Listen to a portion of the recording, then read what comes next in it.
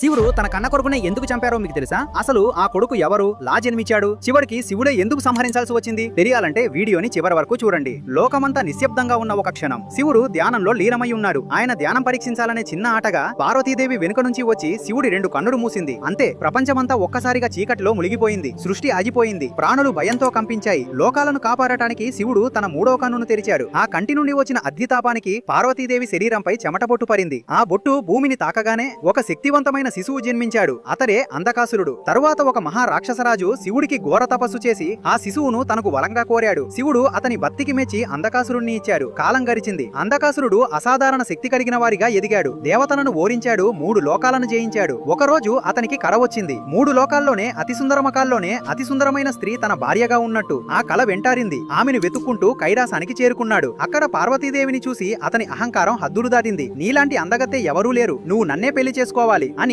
బలవంతపడ్డాడు. ఆ క్షణమే అక్కడికి శివుడు వచ్చారు. పార్వతీదేవిని అవమానిస్తున్న దృశ్యం చూసి శివుడి 3వ కన్నులో అగ్ని మండింది. నీకు తెలియదారా మూర్ఖుడా, ఆమె నీ తల్లి, నేను నీ తండ్రిని. అప్పుడు శివయ్య రుద్రరూపం దాల్చాడు. తన కొడుకే కదా అని వదిలేయలేదు. ధర్మాన్ని మీరిన వారు రక్త సంబంధికుడైనా సరే శిక్ష అనుభవించాల్సిందే అని అంధకాసురుణ్ణి తన త్రిశూలంతో సంహరించాడు. ఈ కథ మనకు నేర్పే పాఠం ఒకటే, మనిషికి కోరికలు ఉండొచ్చు, కానీ అవి విచక్షణను దాటకూడదు. కన్న తల్లిని, ఆడవారిని గౌరవించని వాడు ఎంతటి శక్తివంతుడైనా నాశనం అవ్వక తప్పదు. ఇలాంటి మరెన్నో శివరహస్యాలు తెలుసుకోవాలంటే ఇప్పుడే మా ఛానల్ ని లైక్ చేసి సబ్స్క్రైబ్ చేసుకోండి. ఈ శివరహస్యం నచ్చితే ఓం నమః శివాయ అని కామెంట్ చేయండి.